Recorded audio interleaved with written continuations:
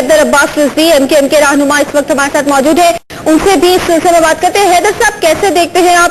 पहले तो ARY news को बगैर सुने, बगैर किसी नोटिस के बंद कर दिया जाता है, फिर जब सहाफी उसकी बहाली के लिए कोर्ट के फैसले के बाद ही एहतजाज करते हैं तो उन पर डंडे बरसाए जाते हैं। आखिर ये हुकूमत चाहती क्या है?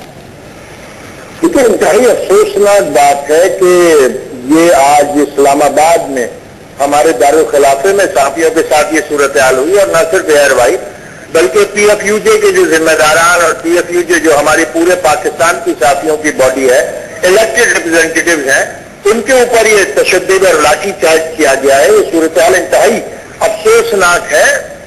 जहां पर आजादी इजहार के हवाले से बात की जाए और खास तौर पर जब अदालतों का हुक्म इम्तनाई भी मौजूद हो, ऐसी सूरत हाल नहीं करनी चाहिए। मगर समझ में नहीं आ रहा है कि हुकूमत गलतियों पर गलतियां कर रही है। अभी कादरी साहब वाले वाक़े से पूरी तरह नहीं निकल पाए हैं कि अब सहाफियों के ऊपर ये सूरत हाल बपा कर दी गई है। मुझे लग रहा है कि हुकूमत बहुत ज्यादा अपने लिए मुश्किलात खड़ी कर रही है, और अब जाहिर है कि सहाफियों का एक बड़ा एहतजाज इस हवाले से होगा, और ये सूरत हाल बहुत ज्यादा तकलीफ है, बहुत ज्यादा। MQM भरपूर इससे सारी सूरत हाल की जो पुलिस ने वहां पर PFUJ के ऊपर, वहां जो दीगर अहदेदार हैं PFUJ के, उनके ऊपर, ARY के लोगों के ऊपर और दीगर सहाफियों के ऊपर जो लाठीचार्ज किया, MQM भरपूर मजम्मत करती है।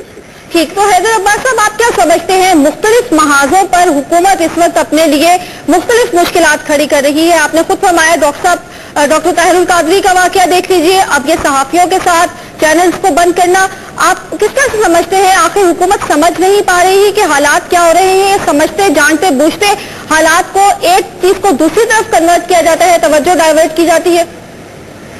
देखिए, जिस तरीके से हमारी पाक अफवाज जाम शहादत नोश कर रहे हैं पाकिस्तान के दिफा की जंग में शुमाली वजीरिस्तान में, और आज भी ये खुदकुश हमले को नाकाम बनाया है जिसमें हमारे सिक्योरिटी एहलकार शहीद और जख्मी हुए हैं, एक ऐसी सूरत हाल में हुकूमत की ये मुकम्मल जिम्मेदारी है कि वो मुल्क के अंदर जो इस्तेहकाम है उसको बरकरार रखें और कोई ऐसा कदम ना उठाएं जिससे हमारा दाखिली इस्तेहकाम जो है वो सफर करे। मगर बदकिस्मती से 17 जून को जो कुछ सानिया लाहौर हुआ है और लाहौर मैसेकर हुआ है, और उसके बाद से आज तक की सूरत हाल जिसमें सहाफियों पर बदतरीन तशद्दुद किया है, हुकूमत कोई बहुत ज्यादा कामयाब नहीं रही है सूरत हाल में कि वो मुल्क को दाखिली इस्तेहकाम फराहम कर सके, और वो मुल्क को अदम इस्तेहकाम की तरफ ले जा रहे हैं, जो बहुत ज्यादा तशवीशनाक है।